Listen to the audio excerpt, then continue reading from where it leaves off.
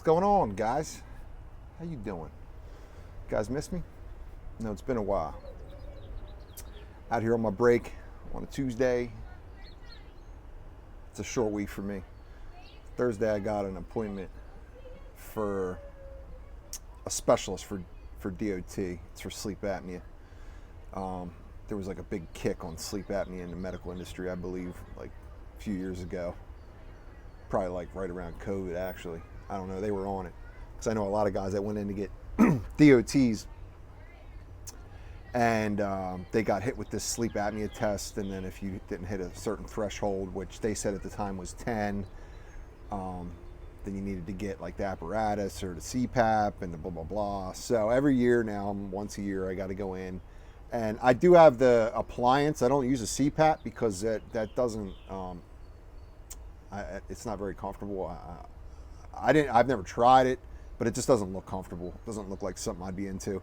When I took the sleep test at home, that was uncomfortable enough, and coincidentally, they're like literally testing you for your sleep, how many episodes an hour that you have, and if, like I said, if you have more than 10, then they'll fail you on the DOT. You got to correct that.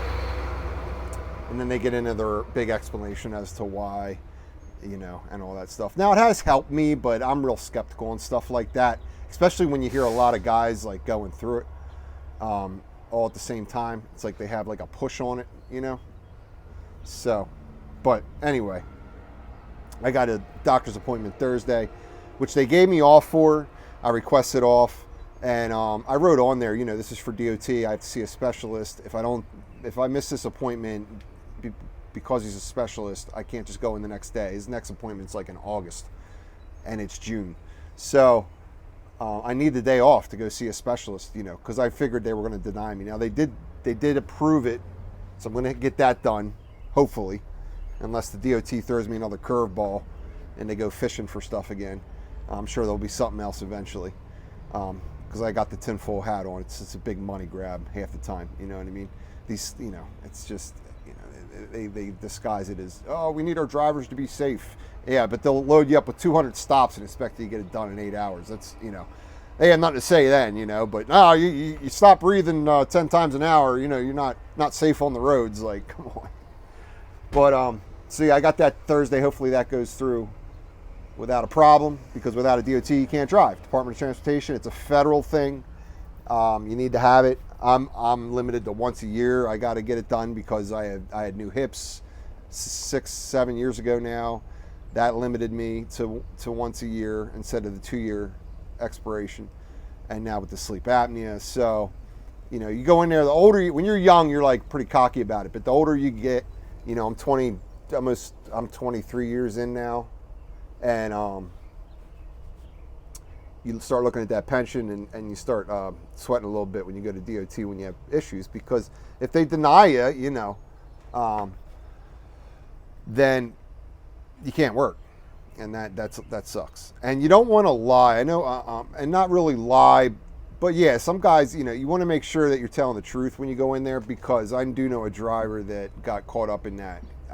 Granted, he was using narcotics, but he didn't put it on the DOT, and he was driving on the DOT license, and some other stuff happened, but that got him in trouble. But that was the end result for why he got let go, because he lied on his DOT. He was under a doctor's care with the opiates, which were a big thing back in the day as well.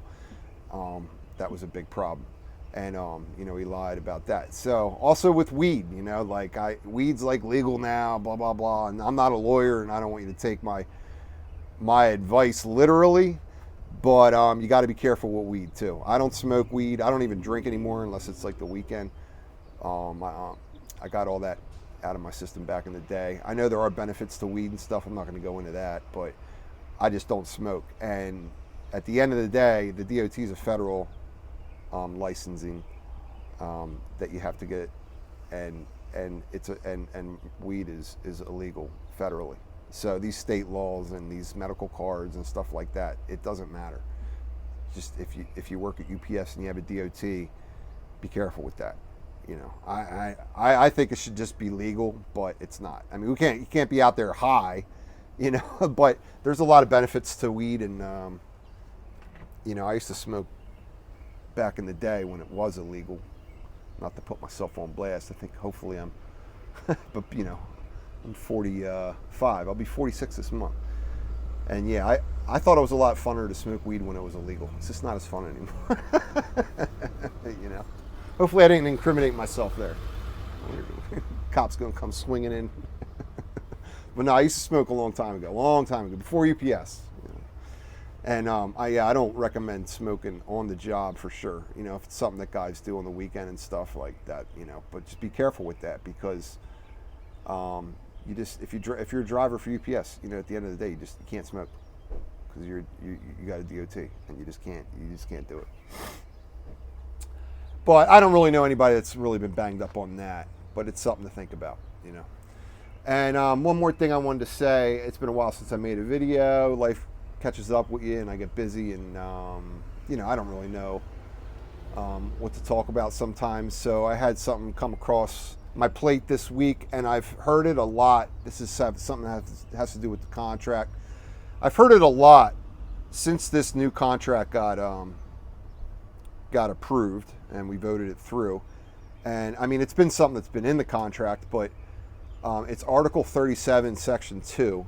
And let me just read it over real quick, because there's some discrepancy in our center, at least, as to what this language means. And even when you read it at first, you kind of glance over it and you only read and see what you want to see to get out of it. And I wish that this language was the way that a lot of people are interpreting it, but it's not. Okay, and it's not me deciding that. It's, you know, the people that wrote the contract, and you know, it goes way above me. It's not. It's just, this is the interpretation of the contract.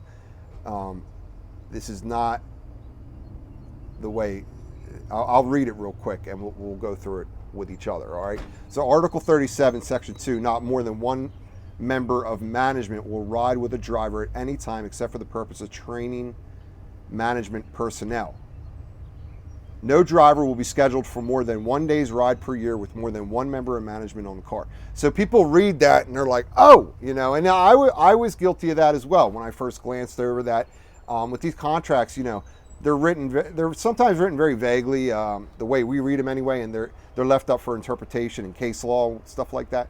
But the way you read that, no driver will be scheduled for more than 1 day's ride per year with more than one member of management on the car. Oh yeah, you know, home run, right? You can't, you know, people are saying that members are interpreting that as, in our center anyway, that first of all, some of them are saying that only one member of management can ride with them once per year, so they can only get one ride a year. That's not how it's written. Okay, because there's a lot more to this. Then I'll also continue with this.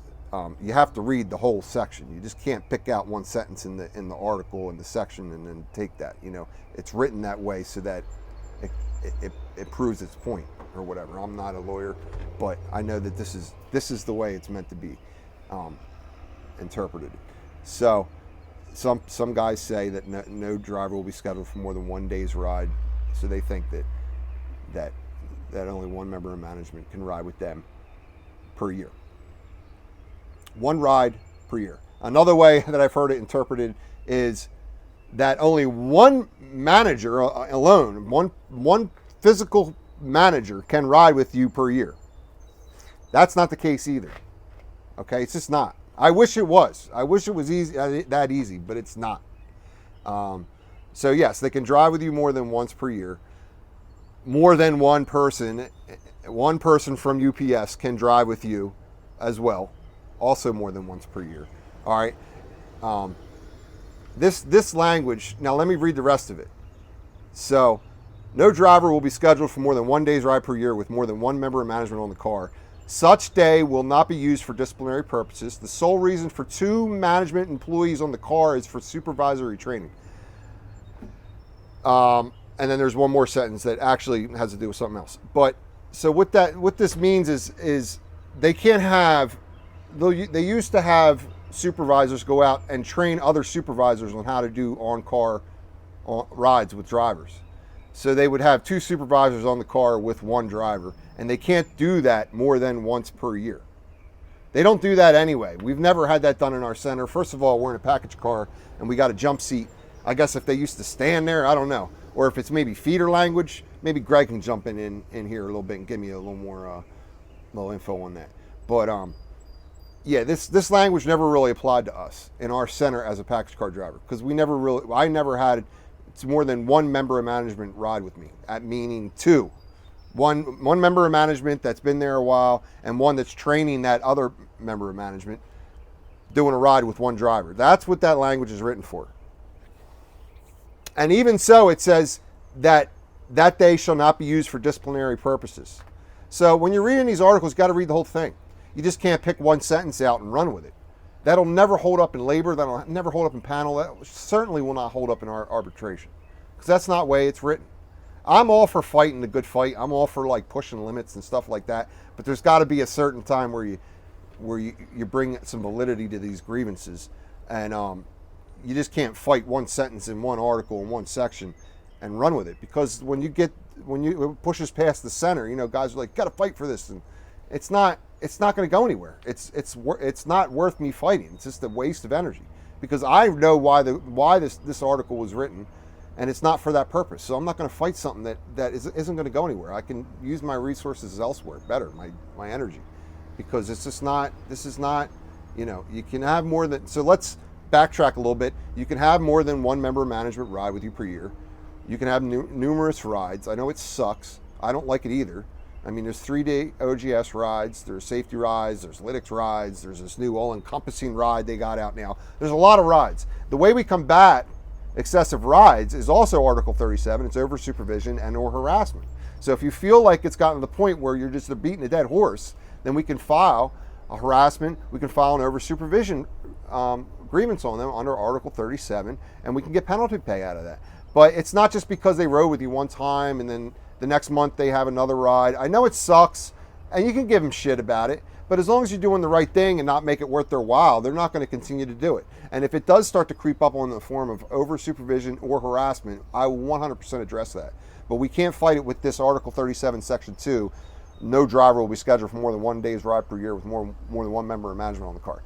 You got to read the whole article and why it's written that way. And hopefully I want Greg to jump in here on this, and maybe if he has any other information, or hopefully I covered it as best as I could. But that's what I wanted to kind of. When I do these videos, I'll point out something in the contract, and I'll explain it the way I know it's interpreted. And if I'm wrong, I'm all about learning and growing, and that's what we do as members. None of us have gone to law school. You just go by experience and what you know, and what's been proven in the case law at arbitration and stuff like that. And each contract can be interpreted a certain way. Each article. Some of them are pretty black and white, but some of them are left for its own interpretation, and and what the unions get out of it. Obviously, I want to fight as shop steward for as much of the driver's benefit as I can, and not the company's benefit. My agenda is that to secure rights for the drivers and the members, and to get as much out of the contract as we can. And the labor managers and the supervisors and UPS, their job is to get as much out of the company from the contract as they can. So that's where we can fight. And I'm all down for a good fight. I'm all down for the cause. But I can't just take frivolous stuff like that and run with it, because then it's just not, first of all, it's a waste of time, because I know it's not going to go anywhere, and I can better use my resources elsewhere and fight the good fights. Because if you start throwing a bunch of frivolous grievances together as well, they start to not take you as seriously either. So yeah, for the guys in my center, if you start getting multiple rides and it's getting to the point where it feels like it's harassment or over supervision, let's address that. But we can't address it with this language. All right, so hope you guys understood that well. Hope I mean well. Just because I can't agree with, we're not going to agree all the time. I know that most of the drivers, they don't have an issue with this, but there's been multiple times in the past year that this has been brought to my attention, and I explain it over and over and over. So I figured maybe I would just make a little video on it. And I'm here for you guys.